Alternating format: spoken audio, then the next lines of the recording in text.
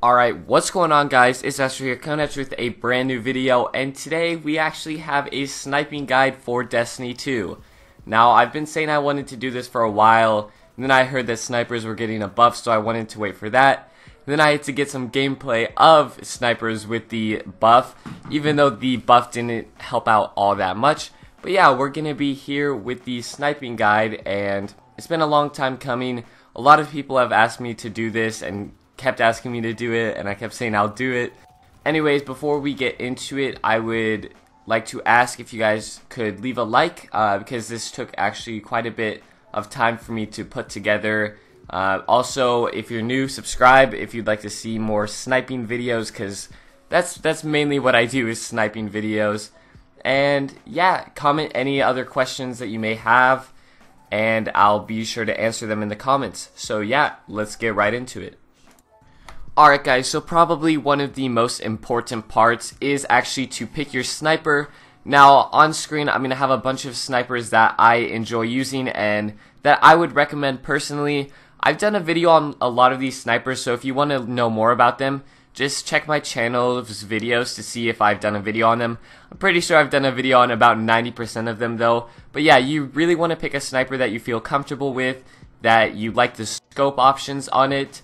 You also want to choose one that you just feel fast, snappy, and that you can really dominate with. So that's one of the biggest parts.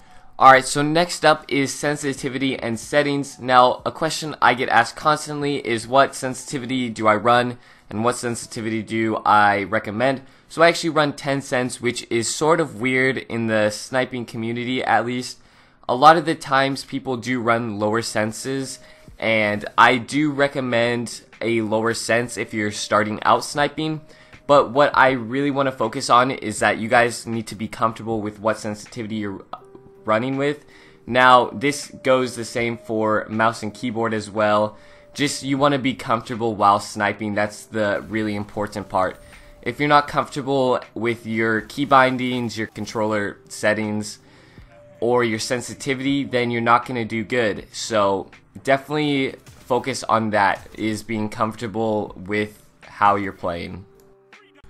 Alright, so definitely one of the most important parts of sniping is the power ammo. Now of course, without power ammo you won't be sniping, so I'm going to tell you guys the best way to get the power ammo. So Titans, obviously you have your barrier that you can block people off from shooting you for a little bit to hold off to get it. Another thing for Titans, you can also shoulder charge people off the power ammo. Now, you're going to feel like a complete jerk when you do it, but it really works if you shoulder charge them far enough. Now, Warlocks, this is obviously pretty simple, pretty easy. You have that healing rift or damage rift that you can just sit on and wait for the power ammo to come back. All Hunters can really do is do the shade step away from the power ammo, which really does suck. So yeah, that's the best ways that I recommend on how to get power ammo. Alright guys, next up, this is pretty simple. Just never try and outsnipe the Gravitonlance and Vigilance Wing. It never works. I think I've outsniped them a couple times each, but just don't even try. Next up, a really big part of sniping is actually the movement. Now, when you're sniping, you really don't want to be sitting in one spot just hard scoped. You really want to be moving, and one part about moving is definitely slide sniping. Now, slide sniping will make it so that you don't get shot right in the way because people can just predict where you're going. So if you slide, you can actually get under the shots, especially when you're trying to outsnipe someone. You can just slide underneath their sniper shot. And I mean, yeah, movement's just really important, just because if you stand still, then people will be able to predict where you are. People will then go for you if you're just sitting down one lane hard scoped. And I mean, if you just sit in one spot, then they're just gonna keep coming back for you. So you'll eventually miss a shot, run out of ammo, something will eventually happen that'll kill you. So you always want to be moving. Never sit in a spot for too long. Maybe if you kill the entire team once in a spot, then move, that would always be good. But yeah, movement is really important. Next up, we have repositioning. Now, this may get confused with actually movement, But in these next two examples, I show some decent examples of repositioning. So basically, you want to reposition yourself. If you're getting blasted by someone, you just want to step back, take a little break, and then come back when they're not expecting you and just hit them with the snapper. So, I mean, these are both good examples, but I guess one thing that you wouldn't want to do when you're repositioning yourself, if someone's sniping you with the Gravitonlance or Vigilance Wing from quite a bit of distance, just don't peek that again. You just want to try and go around and find a different way to actually be able to snipe them, just because you don't want to lose your ammo, especially in the current state of Destiny 2 with the Warmind DLC. With only one sniper, only one person can pick up power ammo. It's really annoying to lose your ammo, so you don't want to challenge stupid things, and you just want to reposition yourself if you're getting slapped or if there's multiple people. Just find a different way to go, and then you'll be good. Alright, an important part of sniping is actually learning the spawns, learning where people go, and a good example of this is actually my second lights out with a sniper that I hit. I checked down their spawn to see if anyone was spawning, and I turned around because I knew they weren't, and I knew that they were all going to spawn back there.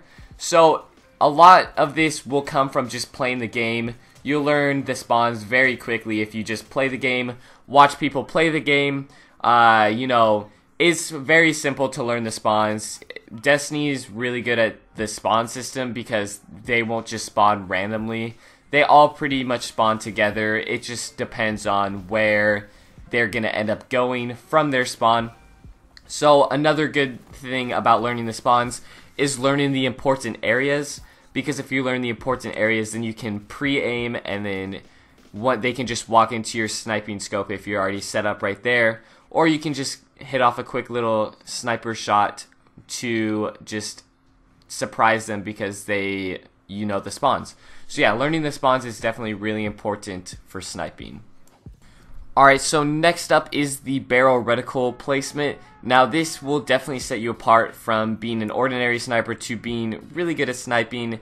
Now, I am going to end up using the second lights out I ever hit sniping clip, again because I think it's really good.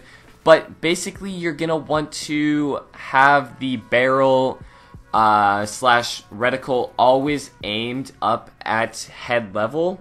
Because if it's aimed at head level, all you have to do is scope in really fast if you're getting shot at, and you can be faster than the person so you can snipe them before they start shooting you. You want to get it to that head level because then you won't have to overcorrect anything from up and down. You're only going to have to drag it from left to right.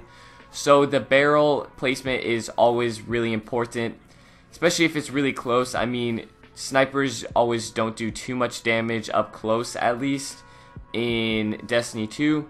So if you're up close and you have your barrel placed up, you can either go for the no scope or you could go for a quick little zoom in and then try to get them. But yeah, barrel slash reticle placement is super important. Alright, so these next ones are going to be a little bit faster, but headshots, always aim for the head. Even if they're low, just aim for the head. If you start aiming for the body shot when they're weak, then you're going to keep aiming for the body, and then you won't be getting one-shot kills. Just aim for the head always. It'll speed up the time to kill. You won't have to worry about them after you hit them one time in the head, unless maybe they're in their super. But yeah, always aim for the head. And of course, finally we have practice. Now, you don't just want to say you want to become a better sniper and then it automatically turns out to be true. You just become a better sniper and you're hitting sniping lights out left and right. You actually have to put in the work to become better.